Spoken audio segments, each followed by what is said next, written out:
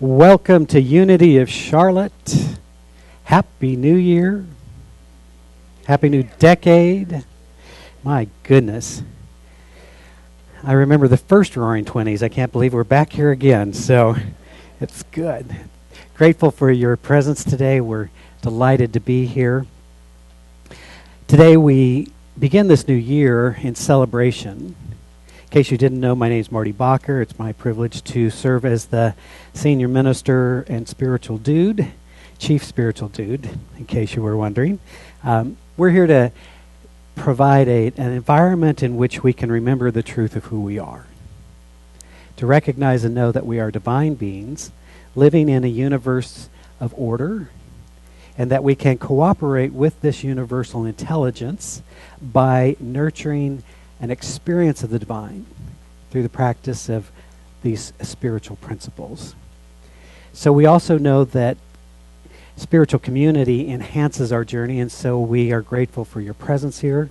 We're grateful for our youth program that is helping to teach young people from the beginning what many of us have had to unlearn. They don't have to go through that process, so we're grateful for that. If you're with us for the first time today, we just want to say welcome. We're delighted you're with us. We hope you received a guest packet. We invite you to make yourselves at home, relax, enjoy yourself. There's no big close on this, so just relax.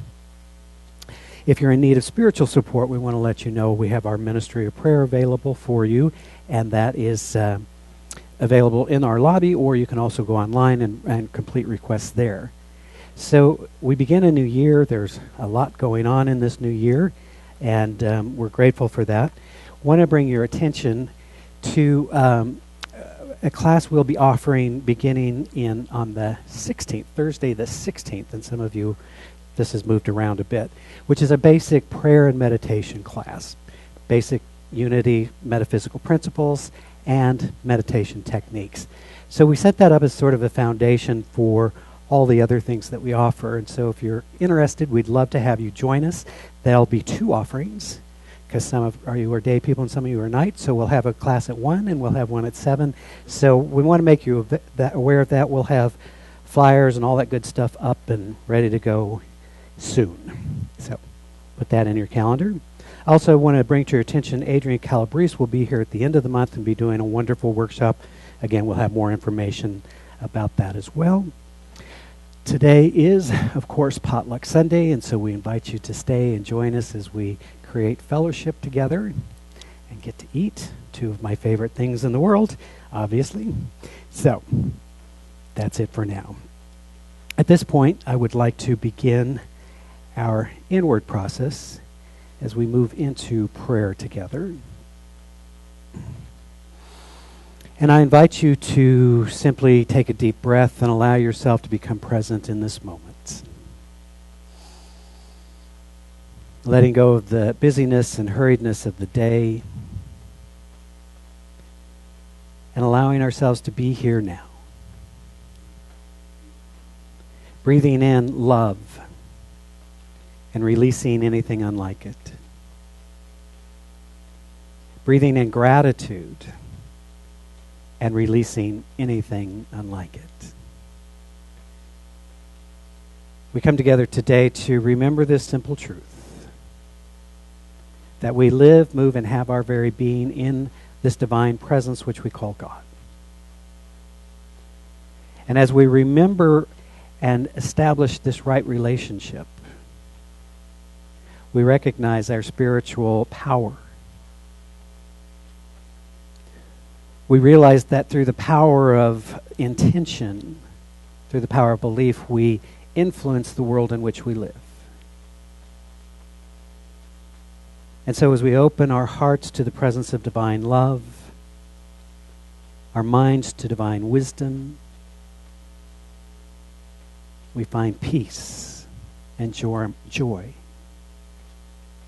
How grateful I am for this opportunity to be together. And how grateful I am for the many hands and hearts that come together to provide this place, this environment, this community. We give thanks for the many blessings in our lives, and we know that today unfolds in joy and with ease. And so with profound gratitude, I simply give thanks, allowing it to be so. It's together we say, and so it is. Many of you know John O'Donohue is one of my favorites. So today will be a little different because today's a different day than yesterday. And so we're going to, in lieu of special music, we have a stone ceremony that we're going to participate in. And so I'll walk you through that. But this is a wonderful time to be setting new intention. And so, plus I ran out of flash paper, so now I ran out of paper, now we go to rocks, and next it'll be scissors or something, I don't know. But it's wonderful to participate in these ceremonies. And so it's a new intention, a time of new intentions. So this passage is from John O'Donohue, and it's called For a New Beginning. And he writes, in some out-of-the-way places of the heart, where your thoughts never think to wander, the beginning has been quietly forming, waiting until you are ready to emerge. For a long time, it has watched your desire, feeling the emptiness growing inside of you, noticing how you are willing yourself on, still unable to leave what you had outgrown. It watched you play with the seduction of safety and the gray promises that sameness whispered, heard the waves of turmoil rise and relent, wondered, would you always live like this? And then the delight when your courage kindled, and out you stepped onto new ground, your eyes young again with energy and dream, a path of plenitude opening before you. Though your destination is not yet clear, you can trust the promise of this new opening. Unfurl yourself into the grace of beginning that is at one with your life's desire. Awaken your spirit to adventure. Hold nothing back. Learn to find ease in risk. Soon you will be home in a new rhythm, for your soul senses the world that awaits you. As I've been speaking for some time about this idea that creation is always moving from this moment forward. But we have ritualized ourselves to want to celebrate that at certain times, at certain beginnings. And so because it's a new year and a new decade, we say this is a good time to set new intention. It can happen at any point. But since we already have the cultural phenomena behind us, why not?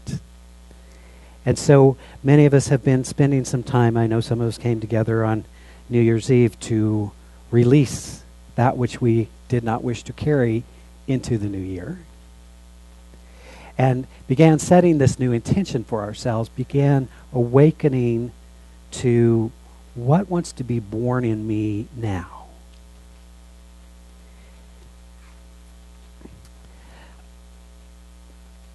My friend Margaret said I should talk more about Bible stuff, and so I will.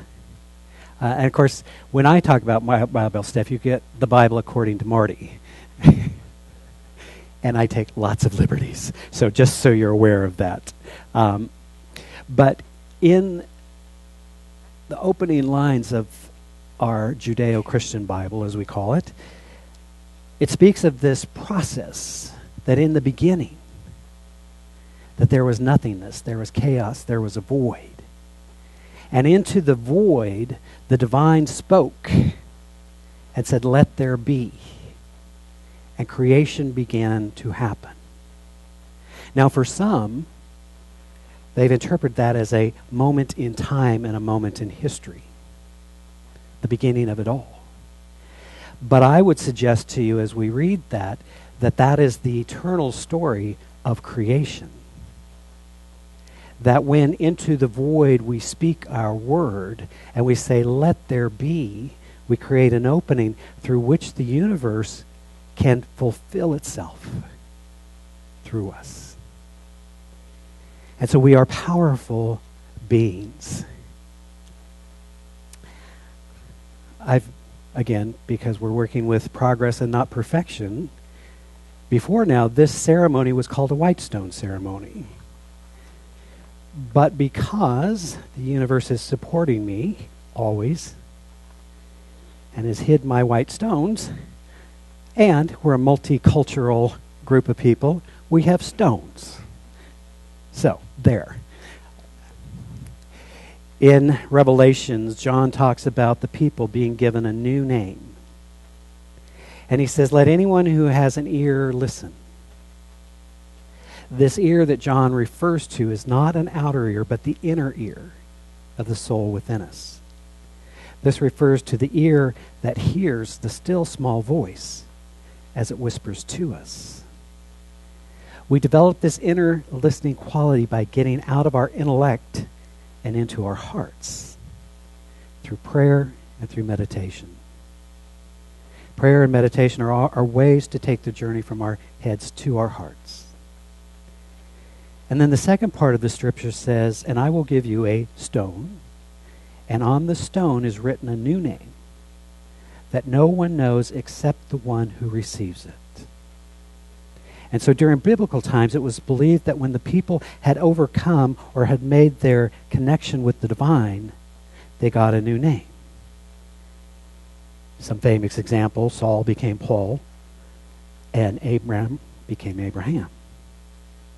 These reflect a shift in consciousness. You see, back in the good old days, in biblical times, names meant something.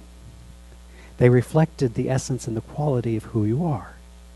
And so it would make sense that if you had a change in consciousness, you would have a new name to reflect yourself. And so this ceremony is about claiming a new identity for yourself. Now, in a moment, I'm going to guide you through a process. And you'll receive the new name, or perhaps it might be a quality of spirit, or an intention, or something that I'll invite you to write on your stone and to carry with you as you move into this new way of being in the world. And so, Tiff, if I could have some little stone ceremony music. I think we've got something. I said, let there be music, and there was music. Creation has already begun. And so at the front here, I'm going to invite you to solemnly come to the altar, as it were, and choose a stone. Or if you're kind of woo-woo like me, you let a stone choose you. And so we begin the ceremony. So I'd invite us to just simply do this in silence.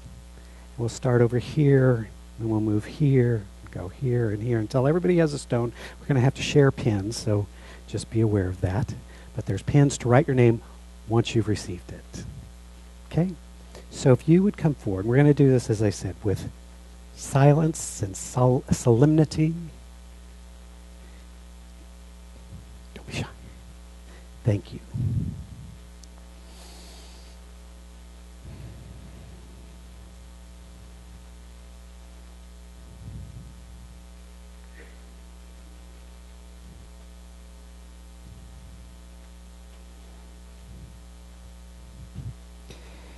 And so this is an ancient ritual. In Jesus' day, when someone served time in prison or was in bondage of any kind, they were given this stone when they were released. I would suggest to you that each of us comes from some type of bondage today. All of your past may have been a prison to you. But now, if you choose to be, you can go and be and do and have anything you choose. It was famously said, anything that you believe and conceive, you can be. And so I invite you for a moment to simply be with this moment. This is simply a way to let the divine, which is always speaking to us, give focus and clarity. As I said, the change always signifies a change in consciousness. And so often we focus ourselves on what we will do and forget to ask ourselves, who will I be?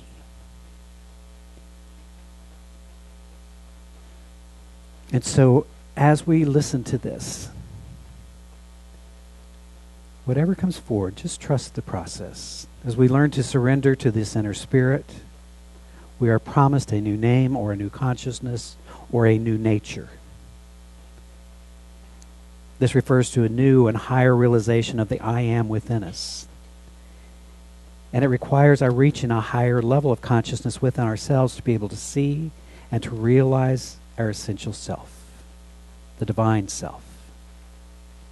And so I invite you to allow Spirit into your heart and mind for the next few moments as I guide you through this brief meditation. If it's comfortable, I'd invite you to close your eyes and become still and allow the divine to express through you and as you. As we take this stone in hand as a symbol of who we are, or more importantly, who we are becoming, or who we would like to become, or even who am I willing to become.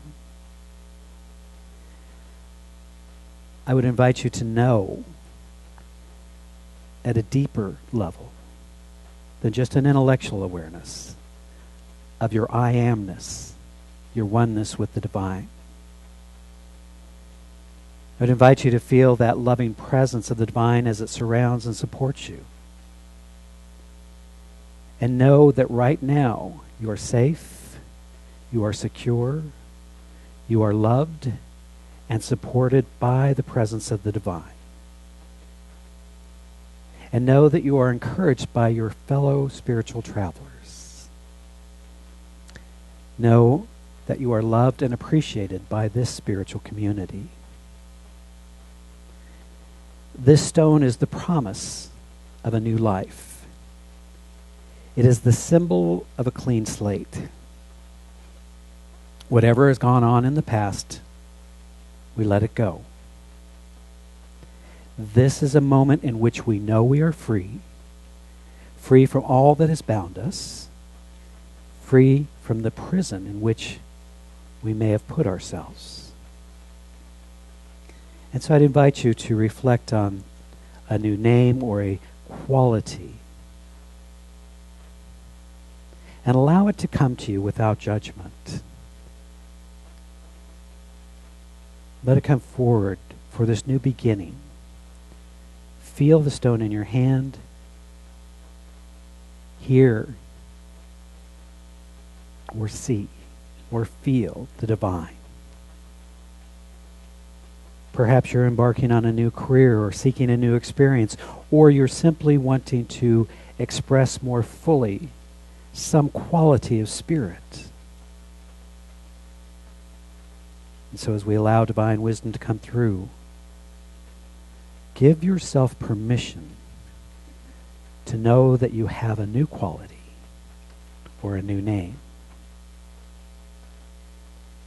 Some write this quality as something as peace or love or holy presence, or take on a new essence of who they are. Allow Spirit to speak to you.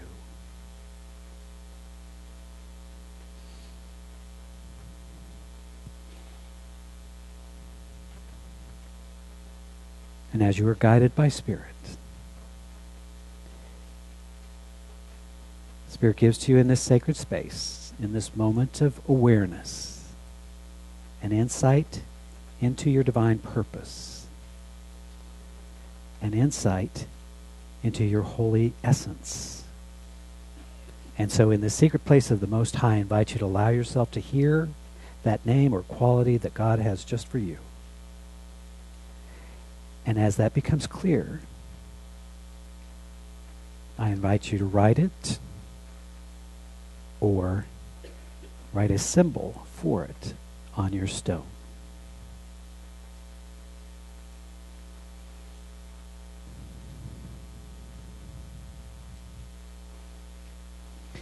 So when you're comfortable, I'd invite you to declare this thing as a reality by putting it on your stone, aware that we may need to share pins, so we'll take a moment to do that. And as we do this, as this name or nature or quality or symbol has come to you, stay quiet. Allow yourself to ask for a deeper understanding. To ask if there's anything else you need to know at this time. Be open to Spirit and say to yourself, God in me reveals my true essence. God in me reveals my next step. God as me lives a joyous, peaceful, fulfilling life. And as we receive this insight and awareness and have declared it as so, bringing the idea into form in this simple process, allow yourself to experience thankfulness, gratitude, because I believe that the divine would never give us an idea without the way to fulfill it. And so simply by accepting the guidance, know that all that is necessary within this divine seed comes forward to be revealed. This is your new name, quality, or symbol, which means you begin a new path. Remain open to greater insights and awareness that mark this new beginning. The Master taught us that it is your Father's, the divine presence, good pleasure to give you this kingdom. And so let it be our pleasure to accept the gift. Let us be willing to accept the consciousness of ever-increasing good in our life. And I invite you to carry this stone with you as a reminder of that promise of who you truly are. And for this, I am truly grateful, as together we say, and so it is. Amen.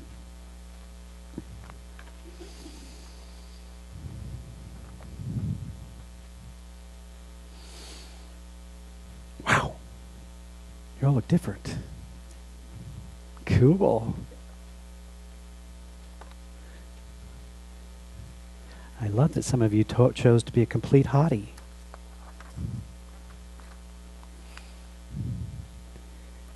Thank you for your willingness.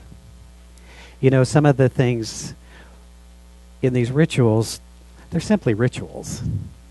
And sometimes, over time, many of us come out of traditions that are ritualized, and sometimes the meaning of the ritual can be lost.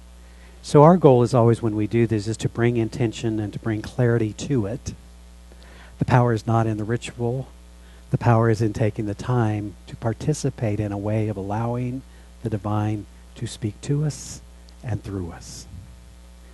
And so, in that it is a new year, and we begin something new. Of course, we cannot let the obvious go by that it's 2020, so we must have vision as our starting point today. But the vision is the starting point for all things.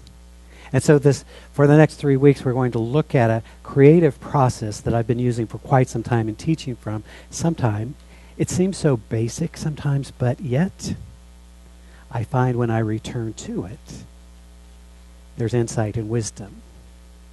So I would suggest to you that all things begin in vision. All things. This is the powerful thing that we know. We, because we have an evolved mind, can imagine a thing and bring that thing into being. And if you do not believe me, I would invite you to know that you are perfectly trusting of an idea that you are sitting on. Now that idea is now in form, and so we would call it a chair. But it started as an idea in somebody's mind and said, I will put this together. We are conscious, co-creative beings in the divine. Carl Jung said that your vision will become clear only when you look into your heart. Who looks outside dreams. Who looks inside awakens. For me, this spiritual journey is about awakening to who I truly am. Now, I'm going to be honest with you. When I started this journey, it was not about awakening to who I truly was. I liked the idea that I was going to manifest stuff. Lots of stuff. Money, relationships, all that kind of stuff. You know, right? Like, you can have the life. You create your life. And that's where I started. And you can. You can have it all, if that's what's important to you. But everything starts with vision. Whether it's a tangible goal or whether it's an intrinsic goal, it all starts with vision. So Jim, if I could have this next slide. Let me speak to you for a moment. Many of you have heard me talk about this, about these cycles. And there's two that I'm profoundly aware of.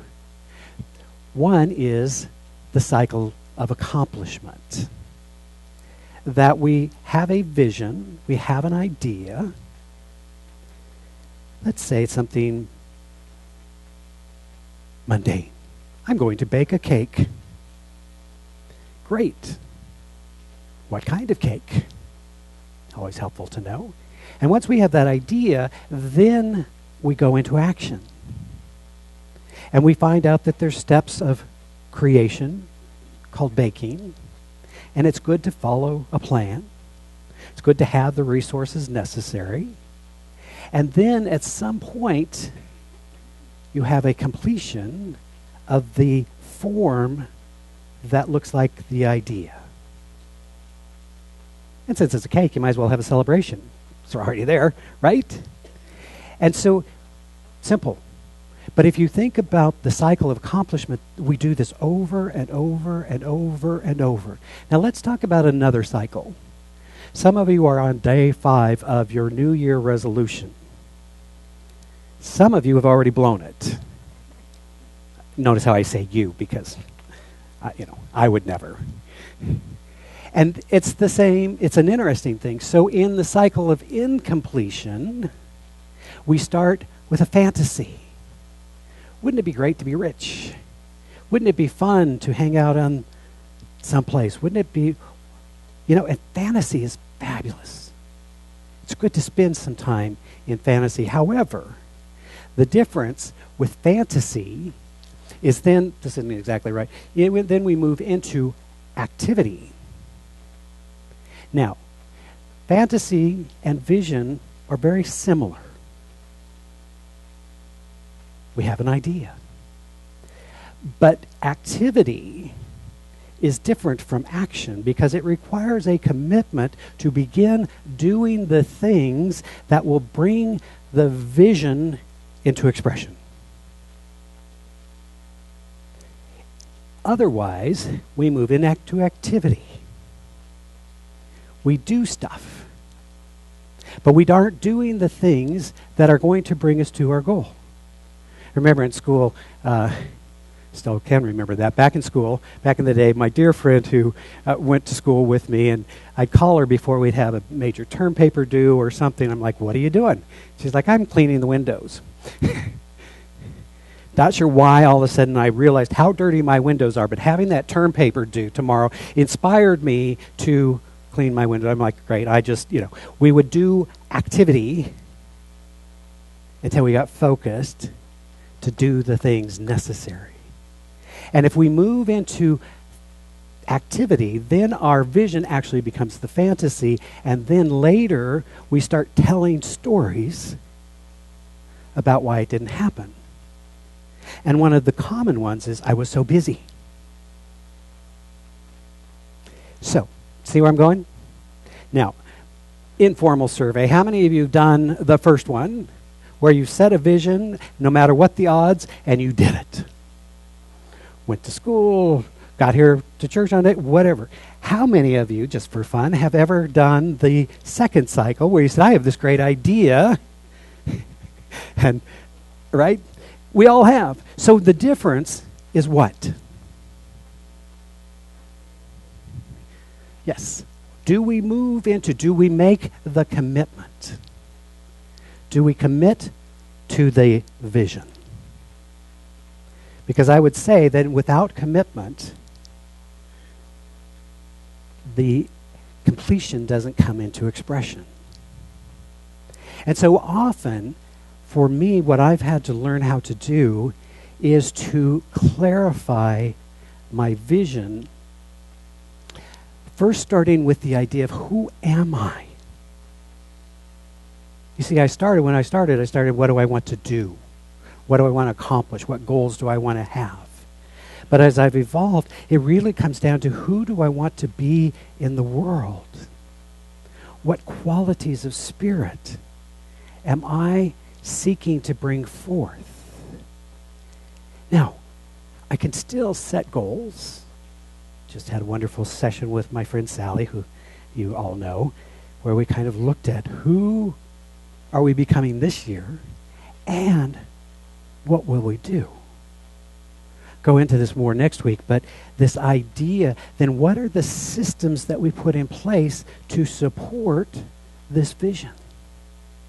We've just written down some new quality that we'd like to express. What do we do with that?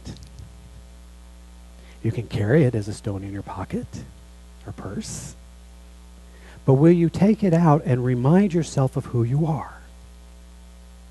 You see, what I love in church or in moments of inspiration, we remember who we are. We know we are powerful. We know there's no separation between God and ourselves. And we leave here and we're inspired and we're ready to take on the world.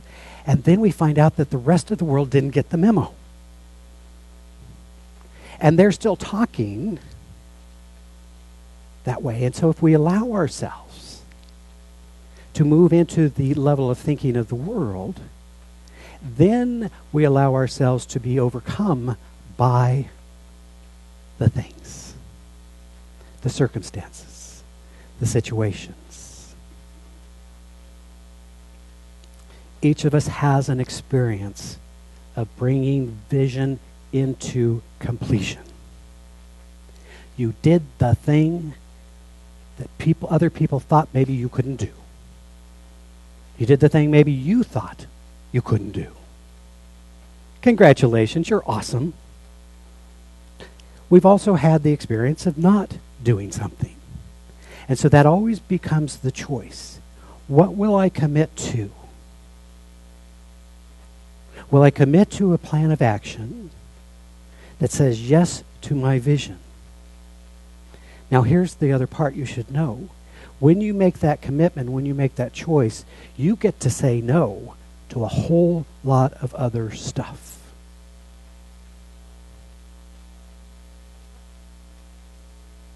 Just saying. I didn't want you to walk out of here. You never told us. But you see, this is one of the things. This is why I'm such a proponent of let your yes be yes and your no be no. Because when we are powerful, and we say, this is my vision, this is my goal, then we move into action and we avoid the distractions that inevitably come up. Think back to the time of when you took that vision and brought it into completion. Was there stuff that came up? Were there obstacles? Were there distractions? Of course there were. It's called life.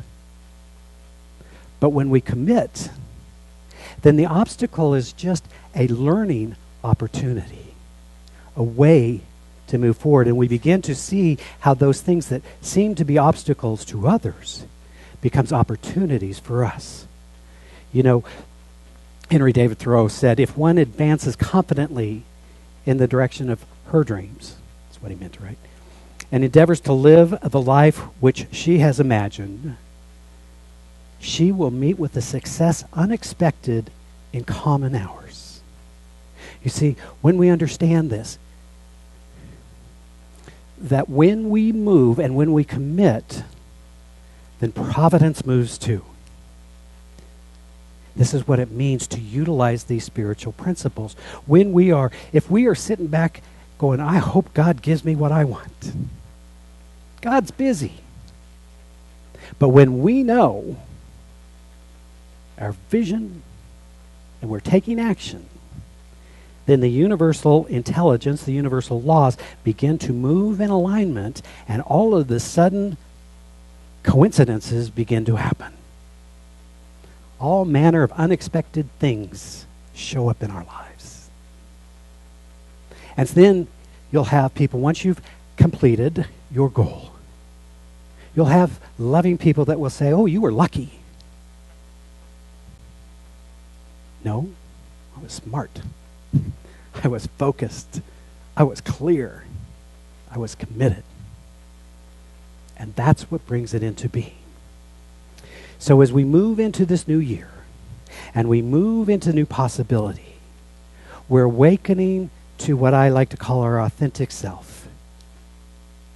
That we can become our authentic self by becoming intimate with our true nature. And this means going beyond personality, going beyond cherished beliefs. I know that's a hard one to let go of. Because behind our cherished beliefs is I am right. For me. Not casting aspersions, not throwing stones. Right? We have to move beyond our cherished beliefs, our likes and our dislikes, to be open to the divine. To discover your core self, you must be willing to break the agreements which you have made with mediocrity. That one was just for me. And the moment you stop,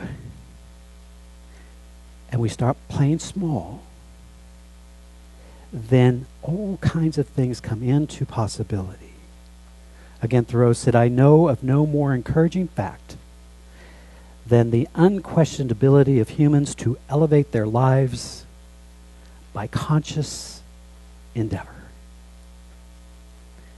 We all know how to do endeavor. We all know how to work hard. But when we bring consciousness to that action, we actually can work less hard and work smarter and more easily. Who made the rule that we have to work hard to get ahead? What if we allowed all of my good to come easily and effortlessly to me? For I am a good and receptive vehicle for the divine promise. Just a thought. So as we leave here today with our stones, I want to invite you to keep it with you. To remind yourself on a daily basis through your prayer and your meditation of who you are.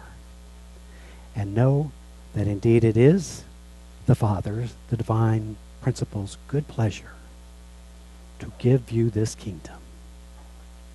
Let it be our good pleasure to receive it. Let us pray.